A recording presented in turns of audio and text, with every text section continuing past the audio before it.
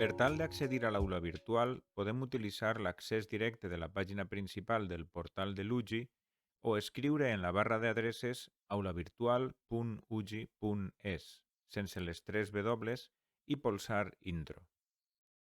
En la primera plana veiem una columna central amb les notícies del lloc. Així enviem els missatges d'obertura del curs acadèmic o els avisos d'actualització. I també una columna lateral com el bloc d'autenticació o el bloc d'informació per a accedir a través de l'app mòbil. A fi de poder treballar en l'aula virtual, necessitem iniciar la sessió. Ens hem d'identificar amb el compte corporatiu, nom d'usuari, que és la part de davant del correu, i la contrasenya. Això ens du a la nostra pàgina personalitzada, els meus cursos, amb el resum dels nostres cursos. En primer lloc ens apareix la nostra foto de perfil i un menú desplegable amb altres opcions disponibles. Des del nostre perfil podrem canviar el correu electrònic associat a totes les notificacions que realitzarà l'aula virtual. Si per qualsevol motiu tinguéreu el correu d'estudiant, ara seria un bon moment per a canviar-lo i posar el de docent. I des d'idioma podem modificar l'idioma en què volem que es mostre la interfície de l'aula virtual, és a dir, els diferents blocs, menús i ajudes contextuals.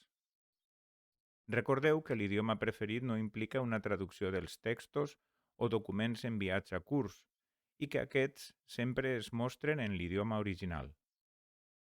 Just després tindrem el bloc de resum dels cursos amb el llistat de cursos als quals teniu accés, bé com a professorat o bé com a alumnat.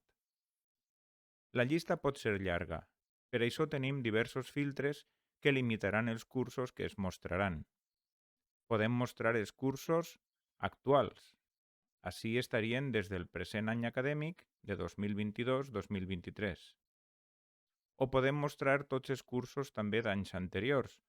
En l'aula virtual estaran accessibles els cursos dels últims 2 anys acadèmics i de l'actual. O només els cursos que encara no han començat. Quan es crea un curs, la data d'inici que apareix és la data de creació del curs i la data de finalització per defecte en els cursos de grau i postgrau és el 31 d'agost. Així que convé que comproveu la data de fi de curs establerta en el vostre curs i que l'adapteu a la vostra assignatura o acció formativa. Per exemple, si es tracta d'una assignatura de primer semestre, podríeu canviar la data de fi de curs perquè l'alumnat no veja el curs entre els cursos en progrés durant el segon semestre. Sempre podrà anar als cursos passats per a accedir-hi. També podem ordenar la llista per ordre alfabètic del nom o per data de darrer accés, on els més recents queden dalt. Podem presentar la informació en format de targetes, llista amb resum o llista simple només amb l'enllaç al curs. Si tenim una col·lecció molt llarga, podem eliminar un curs de la nostra vista per a simplificar-la o destacar-lo amb una estrella. Això no afecta l'alumnat. I després amb els filtres podem recuperar-los.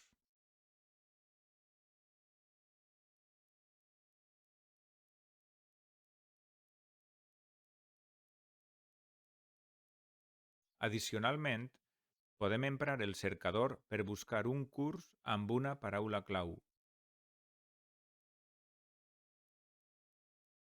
Cada curs du associat un requadre de color amb el codi de l'assignatura. Sempre podrem reemplaçar-lo per una imatge representativa del curs des dels paràmetres del curs. Per últim, per a accedir a un dels cursos, punxem damunt del seu nom i ja estem dins per començar a treballar en ell.